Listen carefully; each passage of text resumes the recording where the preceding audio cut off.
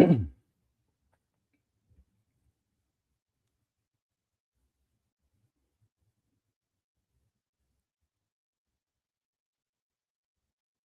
Ronith.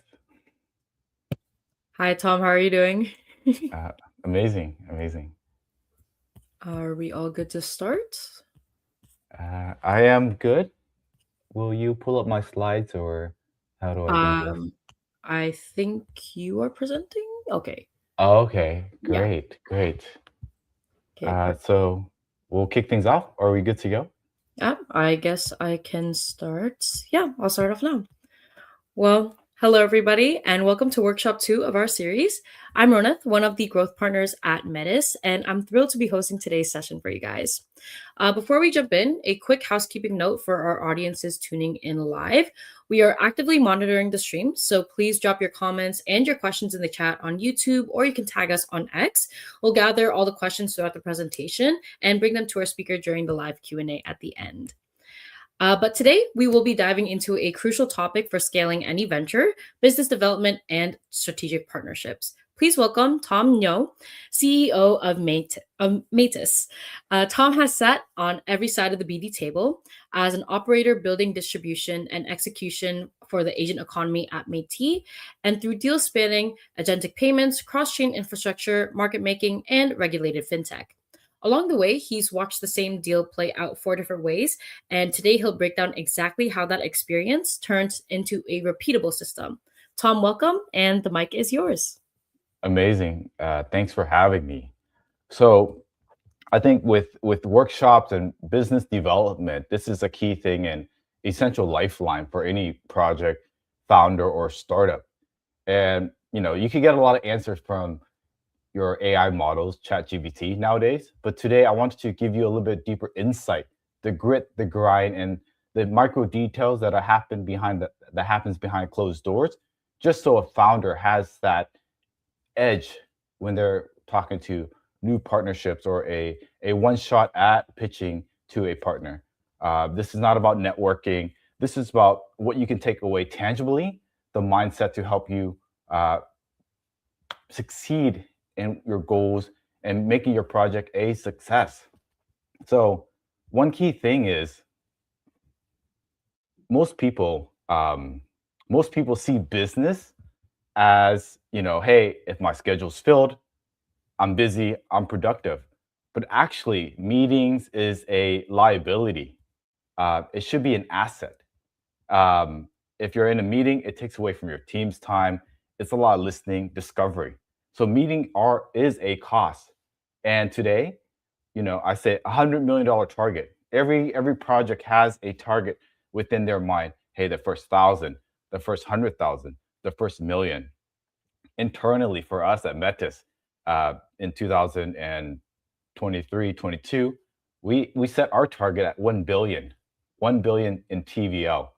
Why did we do that? We felt that this was the North Star that will provide the engine that will kickstart the ecosystem, providing liquidity, providing energy into the ecosystem where this energy flows within the different dApps built with us. So it creates a flywheel where everybody wins.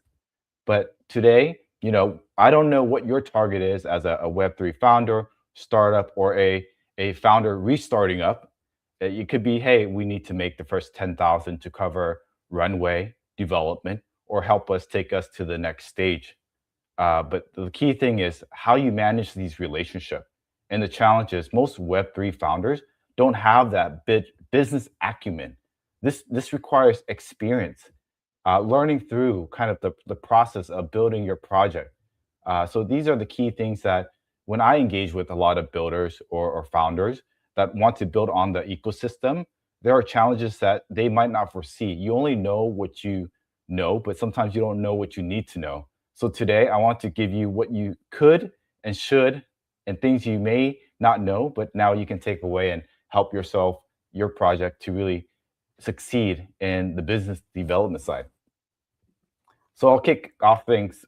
It might not be 60 minutes, a little bit less than that, but the six unfair advantage. Operator lens. BD is a system, not just a job. Hey, my schedule is filled with 10 meetings today, but it doesn't mean you will execute and deliver. I can go to the gym, but what I do at the gym, people don't see. So, hey, showing up is one thing, executing is the next. Deals that survive in the Web3 AI side, a lot of projects say, hey, let's get some co-marketing. But actually, the market's more mature. They see behind the screen. Marketing is just, hey, let's co-market, amplify to the market that we're doing something. But if you don't really deliver a product, if it's not tangible, VCs will quickly see it. Where's your metrics? What have you developed? What kind of tractions have you had? And the key thing is also learn how to leverage your ecosystem, your partners. In many counts, I have leaned on partners. Hey, do you have a relationship with XYZ? Yes, let me make an intro. This is a warm intro that will help the cold calling. And if you've been in the grind of like knocking on doors, you know how hard it is to talk to the right person. So lean on your ecosystem, leverage them. They want to help you succeed. Another key point is go-to-market sequencing. A lot of projects, they're lean team, so they only do one thing at a time. But in actuality, things have to move in parallel. But I'll dive more into with my own experience with Metis and a lot of the ecosystem project as well. And of course, the boring stuff, right? Memo tracking, hey, people don't see me do these push-ups every day, but they only see the results. Oh, you're super fit, or hey, you look great. But actually, it requires a lot of work. People don't see the countless hours, the countless nights that you work through the night to deliver a product. Most people just see the end results. And the key, and I think one of the most important thing is the field notes. What we really experience, what goes behind the scene, what do we talk about, and the experience that people don't really, highlight often or share. I think these are the key things that will help a founder or a startup really have that understanding or at least the observation of what to expect. So stay to the end and really dive in and take notes on the field notes. So who am I? I'm the CEO of Metis. I've been in the business side and entrepreneur since for well over 25 years. I look younger than I am. But in terms, I've seen both sides or many sides of business dealing from, hey, we as a network, we want to court big projects. We want to court big brands. So we have to bring value to them in a way that they see and is mutual. In terms of what we have delivered, we're one of the first L2, or I would say scaling infrastructure to help really scale out Ethereum, which is the transactional layer of blockchain and crypto at that time. We have evolved and really built other solution to what the market needs today. Hyperion is an instant L2, low latency, parallel processing that really adjust or accommodate what AI on-chain inference could look like. Agentic payments as well. Stablecoin is a big thing. Agentic payment is also a big thing. The founder and CEO of Circle also wrote a thesis on how he see the future of digital assets and agentic payment. Brian Johnson and the Coinbase team as well. So I think we're in an age where we're seeing AI and Web3 really converging, and it's super exciting. So my responsibility, the things that I have been dealing with has been agentic payments, cross-border payments. And one key thing when you're in the Web3, sometimes there is a token component. Most don't realize like, hey, I'll build the product, I'll put a token to it, it will all work out. But actually, they're two separate business. If you have value that accrues to a token, then how do you manage that? How do you manage supply, demand, distribution, accessibility as well? That's a whole new business. And most people don't have that experience. But today I'll try to highlight a few key points, things to help founders manage that as well. And also, of course, with any business, you have to be compliant, know what region you're working in. And I'll share more details on some of the challenges we've had, some of the times we had maybe resources that we have wasted that could have done better. So my lesson is your teaching. So hopefully some of this will resonate with some of your conversation throughout your process of developing your project, and no matter which stage you're in today. So going back to partnerships are an asset. Your calendar is a liability. It's true. Like now, I see my calendar as if we don't have an objective, if it's not clear and concise, I'm not going to take the meeting. Why? Because that 1 hour is not just 1 hour. It's 15 minutes to prepare and then the follow up too. And you have to refocus your day. It takes away from what you need to really deliver that actually bring tangible value to your business. And that's the key thing. Are you a founder wearing multiple hats? Time is your is against you. We all have the same amount of time. How efficiently, how effectively are you using it? So make sure that you have your checklist in line. Business is not just, hey, we're just making deals. It's the follow up. Will it bring more value after? Pick the network, not the logo or the brand. Many times, and this is just a value and an experience side, is you hear about a lot of maybe big VCs or big project. They give you the name. They might actually ask for a lot too. Hey, we need a lot of marketing. Even on the token listing side, hey, we need X, Y, Z, and this is what we demand. But in actuality, a lot of the value of the support comes from the second tier or another fund or another exchange that's looking to drive traction. You got to know which partner you're working with, what kind of value they bring.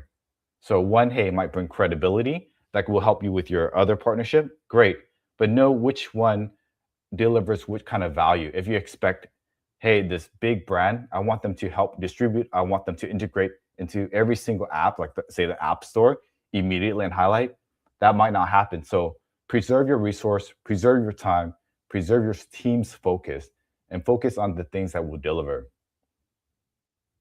Good BD kills future BD. What does that mean?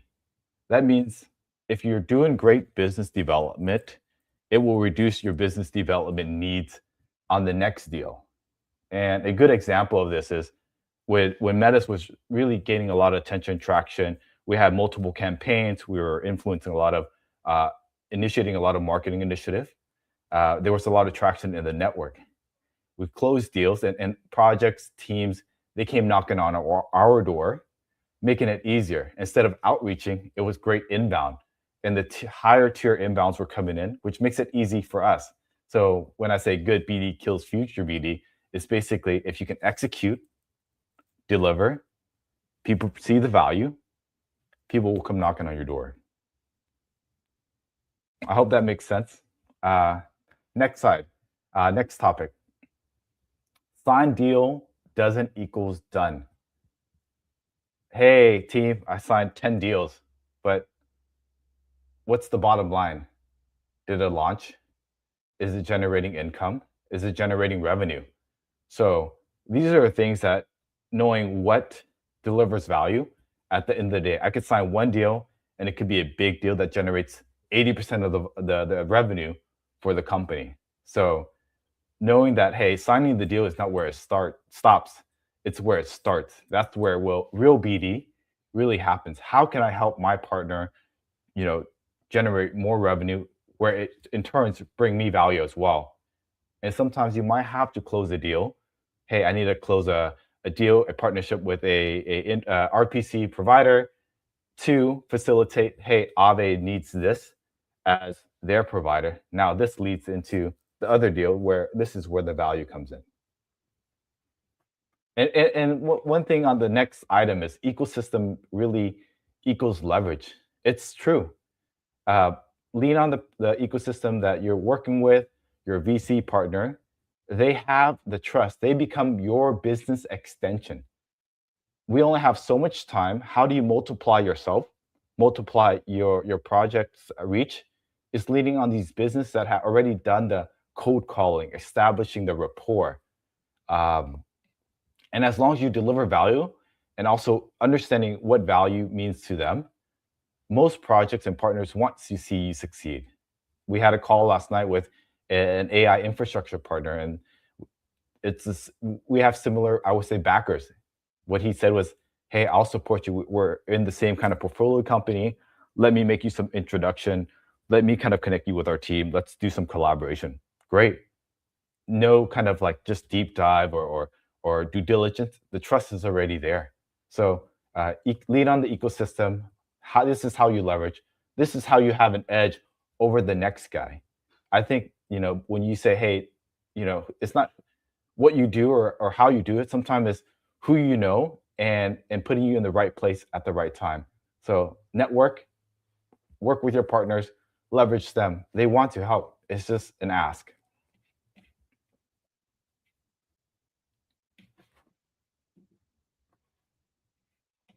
So the key thing in terms of building business, and this is kind of the most tactical slide. So if you want to screenshot and look at the framework, right? Have a plan. Everything has a framework to succeed. It's almost like the law of success. These are the things you have to do. Hey, I want a six pack. Okay, well, you have to be mindful of what you eat. You have to show up. You have to be active. Hey, I want to succeed in business. Okay, what's your product? What are you delivering? Is it one-sided or is it mutual value? Or are you just paying for the service, which is okay because you're bringing value by paying somebody else to use their service. So the key thing is really, number one, identify what partnership is your target. Hey, I want to work with Amazon. Great. Google. Great. What are they going to do for you? What will you deliver for them? And number one is basically repeating what I shared earlier is you want to work with partners that are close within your ecosystem where, hey, we can actually deliver something tangible fairly quickly. Partnership, and especially with big brands, takes months, up to 12 months from intro to due diligence to kind of talking to the team, multiple phone calls. I myself, I haven't closed a deal immediately with a big partner in just one sitting. If they don't know about me, who are you? Validating. We get inbounds of like our recent hackathons as well. And internally, we're saying, who are these guys? Are they real? Are they building a real product? So we have to even establish that trust, even on a smaller scale, even from a smaller list as well. So the key thing is know which partner you're targeting for which value. If you target the big brand, great. Is it going to bring you the bottom line, bring you real revenue? Maybe 12 months down the line. Or your medium-sized partner, hey, you're building on a different network. We can support you better. We need a product like yours. Let's work together. Let's get something going. That's tangible. That's you can quickly execute that. So definitely know your partner's list, know their persona, and what your objective with them. So talking about number one, it kind of goes into number two too. It's the sequence of the ask. If you ask somebody, "Hey, let's sign this contract," they'll step back and say, "Why?" Right? But if you have that warm intro, "Hey, we've been talking about it. We understand your needs, your problems."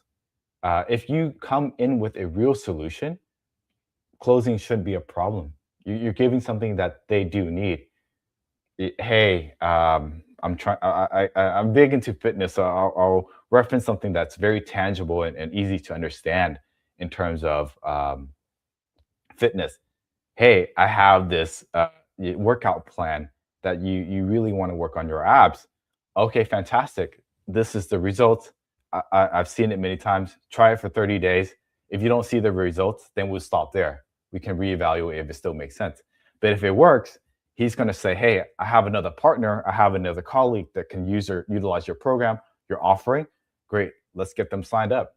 So knowing what you will deliver, testing it in a small time frame to show proof that you can deliver with your product, they will sign a longer contract. Hey, let's keep this going. Let's expand this. Hey, we have an infrastructure that can distribute in the APAC region.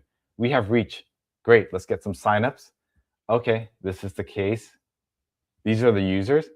We like what you're doing. It hits our bottom line. We need the key metrics of MOU, monthly active users. Fantastic. Deal's done. Very easy, straightforward. But the key thing is most founders, they see their project as, they rate their project too high, but in actually, you just got to deliver the results. So make sure that you know where you stand in the relationship. It's almost like also courting somebody, a relationship. Nobody's going to go out on a date with you immediately. You have to know who they are, what kind of value they have. Boom. Okay, close the deal. We have a partnership. We have a relationship. Number three, design it to survive. It goes back to saying, hey, we only want the partnership for the noise.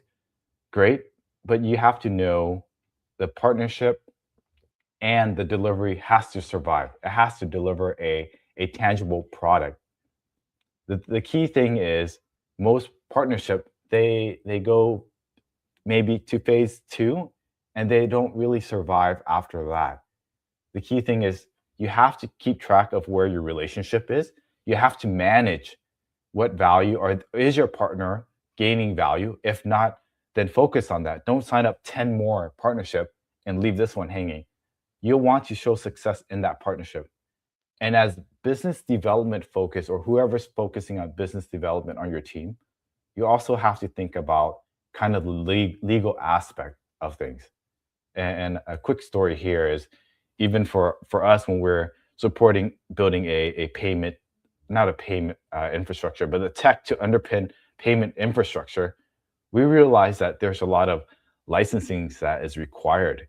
So some of the features that have been built has been turned off just so we can be regulated. We don't fall under certain regulatory kind of compliance overview and oversight. So know where you are with the protocol if it has any kind of legal risk as well. These things do matter. And besides the business side, even working with teams, there are maybe agreements on grants. Some things aren't clear. It's better to have the slate clear at the beginning than really turn into a legal dispute later. So these are things that might not be sexy, it might not be exciting, but if you're hit with a fine, you're being sued for not executing, I think that's just really cost. So be prepared. And most of us don't think about the lawyer side, but when you're doing business nowadays, when things are more regulated, more compliant, teams are more less, I would say, undoxed. I think that's the key thing. You have to be doxed nowadays, especially with the way the industry is going. Number four, what only you can offer and what they need. It goes back to be the antidote to their problem. So if you feel like you have a solution and you want tangible business relationship and bring commercial value, eventually, the smoke will fade away and the proof is in the pudding.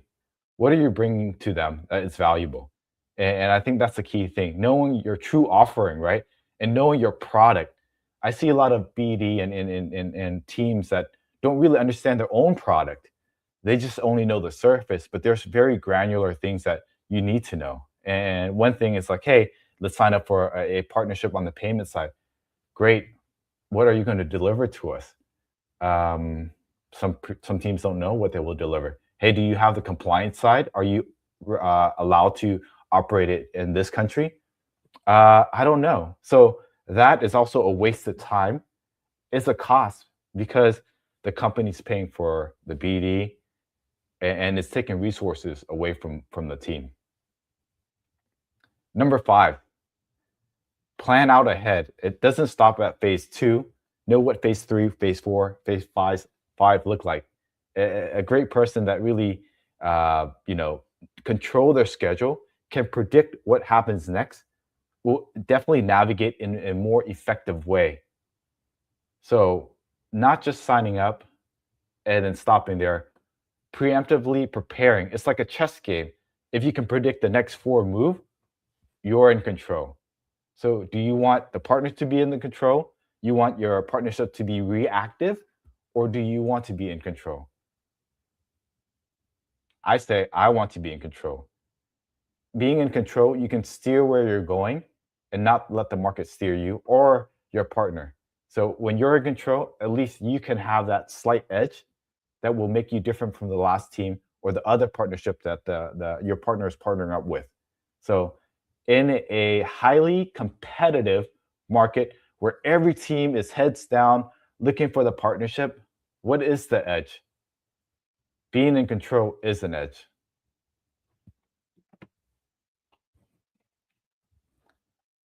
So let's talk about distribution and how things work. You know, most people lean on ecosystem as, hey, this is just a brand, but actually use it as a tool.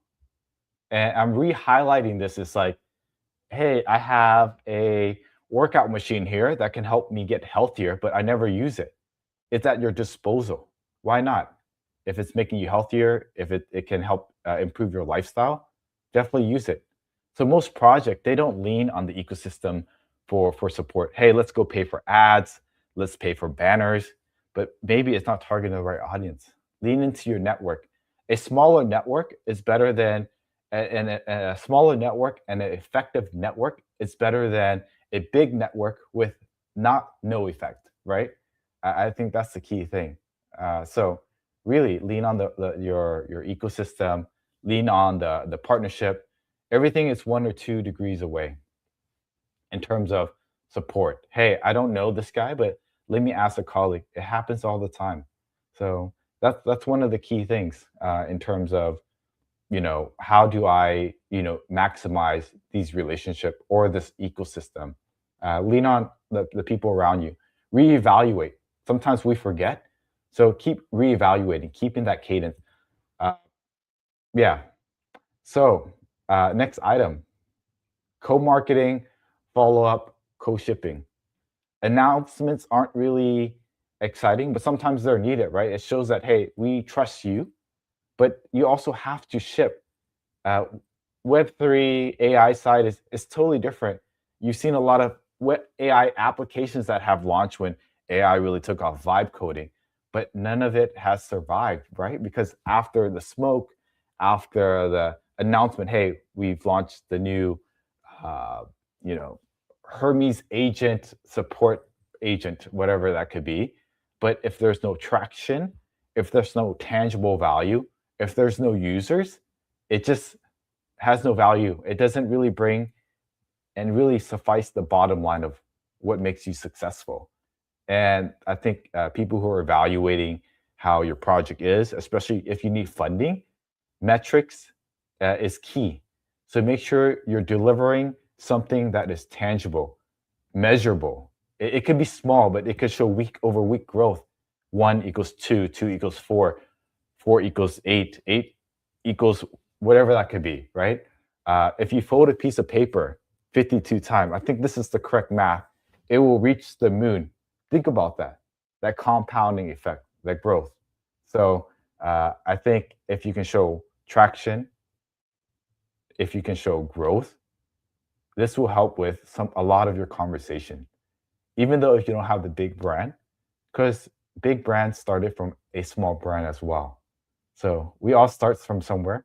So I think that's one of the key things as a new founder or a new project is really gaining the traction, delivering the product, and shipping. Credibility compounds. I think for founders, once you establish trust, that trust gives you credibility. So you only have one brand, one reputation. Make sure you really value that. Don't burn bridges. Make sure you deliver in what you really say. Credibility also makes it easier for me to say, hey, can you help me introduce to XYZ? Of course, I've seen the way you deliver. You're honest. Um, no problem. I usually talk to projects and they ask me to make introduction. And then, depending on my relationship with them, I represent them as well. So keep that in mind. Your partner also needs to protect their reputation. So every relationship is valuable. Don't discredit anybody, and that somebody might know somebody. So this helps. Even in, I'll share a quick story. It's like, hey, do you know a payment partner in Korea? Yes. Do you know this big brand? Of course. Let me make the introduction. What's your angle? No problem. But if it's just a guy that you barely met, you don't trust him, of course, that will never happen. So in terms of distribution on the Meta side, I'll share some experience as well. We have different relationship with different projects, different founders. I have friends and colleagues that are building in different network as well. But in the front side, where it used to be a very tribalism, hey, either you build on us or that, it's getting to a point where, hey, I see your struggles. These are the partners that have helped us in our ecosystem. Maybe it can help you, and they will actually bring real value. When you reciprocate that, they will also kind of provide you with their resources. And the key thing is basically the relationship, and using these relationships to really expand and help you build your business. Leverage them. They are an extension of you. So we talked about a lot of business development, trust, relationship. And please, if you have any questions, make some comments in terms of where you're at with your business, what's your challenges. I'm happy to maybe answer some questions at the end to help maybe provide deeper insight, maybe guidance from how I would tackle it, or my perception of how I would help manage this challenge for you. Leave a comment here, or if this is live later, just feel free to DM me, or send me a message on the post. Happy to help the people that are building in this ecosystem and really contributing to really expanding our space here. So BD after mainnet, right? The challenge is, hey, our team is lean. We can only have so many teams focus on many things. We'll build a product, then we'll build the partnership, and then we'll run the marketing. But in parallel, if you want to be efficient, you have to build the product. Partnership sometimes takes 3 to 6 months, right? It doesn't close overnight. And the bigger the brands, and even the enterprise side, they will do due diligence on you. I'm sharing this because these are things that you have to pay attention to. It's timing. And when you have multiple AI, models, or wrappers, or however you're approaching it, also looking to really gain traction and build partnership, you're really racing against these guys. And whoever has the complete foundation to bring to the show at launch will definitely have, I would say, first mover advantage. So timing is also a key thing. Missed timing is also a cost to your company. What is that cost? Runway, bottom line. 3 months to build, 3 months to 9 months for partnership. Now let's ramp up marketing. It all actually should move in parallel. So instead of an 8 month, 9 month time window, you can condense it to 3 months. You're launching 1 to 2 quarters ahead of the next guy. That's key advantage. How much traction can you gain in 30 days, 60 days with a first mover advantage? I think that's quite a hefty time frame to really gain traction. So it's very important. So with all this going on, how do you really keep track of things? Have an owner, not multiple owner. One owner, one cadence, one tracker. I use multiple devices. Here I have, subscription here. I have an AI recorder here. I have my note taker here. I have my iPad here. It's actually a lot of friction. My intent to be more organized, more efficient, has become a friction point of coordination of all these devices. I don't know if anybody has that issue, but I surely do. Right? Hey, you can connect this, and I'm in a mess. I'm like spending half my day coordinating my information.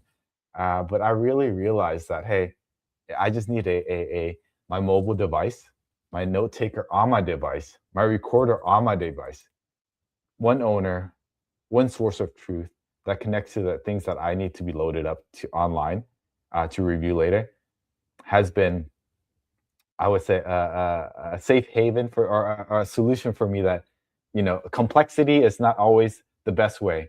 Simple solution that can scale is key. So don't over complex things. Make it simple. One owner, one cadence, one person responsible. Now you know where the blockers are. Early doesn't equal late partners. Early partners give you signal, credibility. Late partner give you distribution. It goes back to, hey, I need a big partnership to prove to the centralized exchange or this big fund that I have trust. But sometimes they don't give you the traction. Hey, get that trust, know where they sit in your bucket list or your list of like value, then move into the guys that will bring you value. Hey, I can close on 10 little guys. I will sign up 10 customers here. Great, I have traction, right? The big guy might take a little bit longer. So just know where your partnerships are at, what value they bring. Don't try to focus on things that aren't where they will seem to deliver value.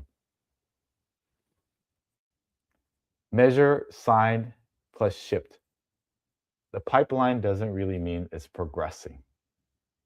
A lot of teams waste a lot of time talking about, meetings, calls. I'm sure most meetings can be condensed to 10 minutes if you know what action items, what the team needs, what the team wants.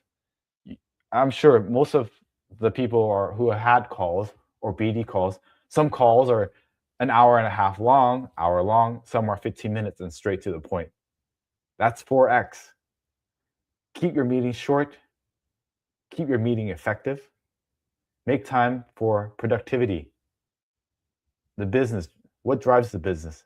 Not meetings, traction, delivery. BD compounds. It's like a financial product. We know the effect of compounding. BD is the same way. Compound that relationship, compound that partnership that will leverage, hey, how do I 10x? Then I also have a small team. You leverage and compound. That's how you outshine the next partner or next team and project. I'll quickly go through this real quick. This is almost like a way to really organize yourself as a founder, right? It's always, we need conditioning, we need reminders in everything we do in life. So here's your conditioning, here's your reminder, snapshot the screen. This helps you kind of refocus. Hey, I've fallen off the workout schedule. Let's get back on the schedule. What is the framework for effective BD? Besides kind of the first meeting, the excitement, hey, we're meeting at a nice event, few drinks. Okay, great. Now let's get down to the nitty gritty. Let's get business done. Know your conversation, track them. What value? Take notes. There's times that I forget to take notes and I totally lost my conversation with them. And then when I check back, it's like, wow, these relationships, these conversations actually has value. Let me ping on them to reach another partner. It's happened so many times. And this is a point of experience to re-highlight and reshare to the audience to really ingrain and take into account. So one tracker, one owner. That's it. Keep it simple. I think you know who's responsible. Number two, know why you're going into the meeting. If you don't know why you're going to the meeting, don't join the meeting. Save them time. Be respectful of their time. Honesty is better than and just I would say shooting. The shit, right? You don't want just to waste anybody's time. People are focused. Be efficient. Efficiency, efficiency, efficiency. And one thing that on number three is so true.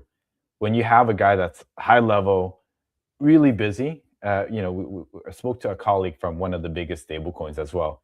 He said, "Hey, you want to send a proposal? Make it short, one pager. The CEO reviews it in 30 seconds. Makes sense. We do the same thing. I do the same thing. If you can't explain the value in 30 seconds, nobody's going to spend 30 minutes to an hour to deep dive into your project. There's hundreds of projects. There's too much out there.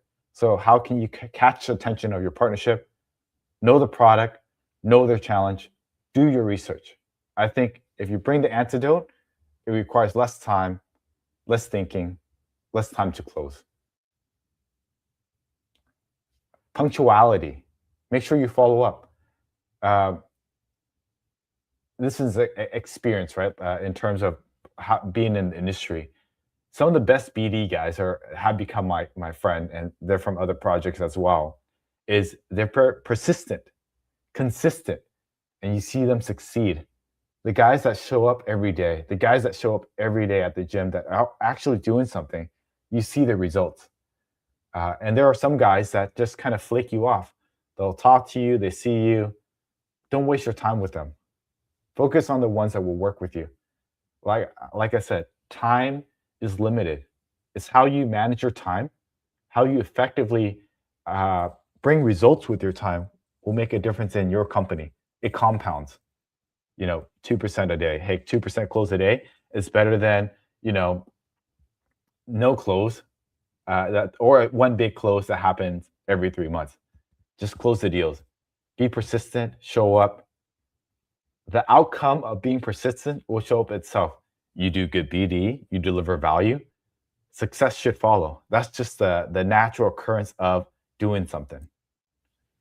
And the last key point here is definitely know where you're at, reflect on your week, what worked, what didn't work. If you keep making the same mistake, really you're not learning anything. Every week is a refinement. Refine your project, refine your approach. If you're doing an approach that doesn't work, why are you doing it?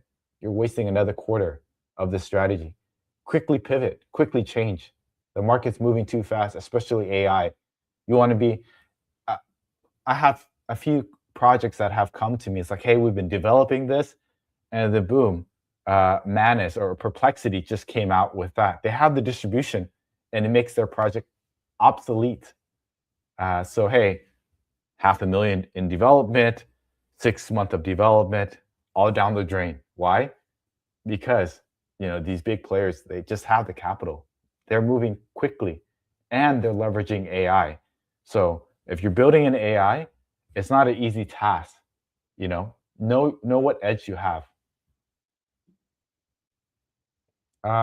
Quickly moving through the ecosystem and being observant of time. It goes through the relationship and re-highlighting kind of what we spoke about today, the deals, how it starts informally, right? You have to kind of build a rapport, have the warm intro, and then kind of follow up with that. Conviction is the signal. You want to know your partner is also excited to work with you. If they're not, don't spend too much time with them. Close the next deal, something that will bring tangible value. Legal is definitely a due diligence, but it's also a must-have.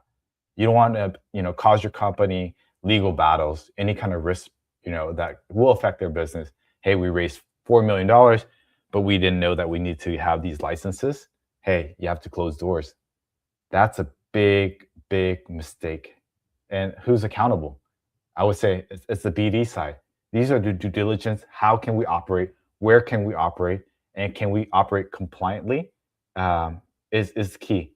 So I don't think it falls under the company, but if you want to establish business in a certain region, you have to know the rules, the regulations. If not, it can actually cost the company itself. And protocols are a relationship. So this is really re-highlighting to really ingrain this in your mind. Lean on the relationships. Key thing is relationships. If you treat business like relationship, it'll be long lasting. If you treat them as a one-time deal, you might lose them, but also you lose their network as well. Or it might come back around and say, hey, I should have kept the relationship here. It's like life, right? Don't burn bridges. Find an amicable way to build a relationship, leverage that. That's how you amplify your vision, your business. And if you have that good relationship, they will talk about you. They will bring business to you. So builders make the best BD. I think people, and I should readjust this, but I think people, how you do anything in life is how you do everything in life. If somebody's consistent, persistent in everything they do, if they have the right focus, they know what the focus is, they will deliver. So I think that's a personality trait. If you're hiring BD, if you're a founder yourself, you have to really be consistent. How you do anything is how you do everything. Relationship is key. So I think few takeaways before we begin to wrap up this workshop, right? And I'll check if there's any questions. Is pick your network, pick pick your partners, know who you're working with, what they bring to the table, leverage that. It's only ask. You won't lose anything. Hey, they say no, it's okay. At least you asked, right? Have the regret of trying than the regret of not trying. If you don't swing, you won't hit the home run. I know a lot of this is physiological and also almost like a self building and leadership building, but it comes down to that, right? It's how you have your mindset, your consistency, and persistency is basically your outcome. You have to treat it like this is you. So treat business like how you want to kind of grow, gain, and actually really develop yourself as well. Number two, memo before the meeting. Be efficient. Know what you're asking. Less small talk when it's needed. Let's get down to business. Guys who are high performance, they don't have time for fluff. They want what's the bottom line, what you bring to the table. If it makes sense, deal is signed. Very easy. Keep it simple. Keep it straightforward. Know your value. And this taps on to number three. Run BD like a product. One tracker, one cadence. Reduce ownership, one owner. It's boring, but at least you know who's responsible. If you can't deliver, you know where to cut it off. And not just use, number four is not just use Metis ecosystem, but use us as an example, right? For us, we have to, we're also on the courting side. And some of these projects that are in this bootcamp, they're trying to court us to help them. But in actuality, for us, we've seen multiple side and myself as well on what the needs, what aren't the needs, and what's the expectation. You want to get you want to win the hackathon, or really have this prize. What's kind of the tangible value? Where is your revenue coming from, and what's your plan? I think knowing your product, having clear plan, and if you don't have it, lean on your network, right? Somebody will be experienced in one area or not, and we do lean on our network. Hey, do you have a lawyer that specialized in payments or the regulatory compliance in this region? Of course. Hey, let's make the introduction. So that's a good example of how we leverage our network as well, because we're also in the same boat, but on a different scale, right? We're moving in a different environment, but the process is the same. So just kind of bring it to a realization as even a foundation, we also understand what project founders are doing, because we're also founders, entrepreneurs ourselves. So sharing some insights there. The deal is signed when both sides ship. Know your product, know what you're delivering, and if your product is bringing value. If not, go back to the drawing board. Don't sell something that don't work. Don't sell snake oil. Bring value. Thank you for attending the workshop. That's it. So any questions, happy to answer or elaborate on. Thank you so much, Tom, for all of your insight. That was actually amazing. And I love all of your references for the gym and everything as well. It made everything very easy to understand. So that was great. But unfortunately, that is all the time that we have for today. But again, huge thank you to Tom for taking the time to join us and for sharing your insights with everybody here today. But for all of our builders who are watching us live, we hope today's session gave you actionable ideas that you can apply as you grow your partnerships and your distributions. Picking the right network, running BD with real discipline, and building relationships that go beyond the announcement will all play a very important role as you continue to work and grow your projects over the next coming of weeks. But before we wrap up, just a quick announcement. Our next workshop will be taking place next week, where my fellow growth partner, Minna, will take over as your host. So please be sure to join us for the next and final session. But thank you again, Tom. And thank you again, everybody, for joining us today. We hope to see you at the next workshop, and best of luck with the rest of the boot camp. Thank you so much, guys. Have a good night. Thanks, everyone.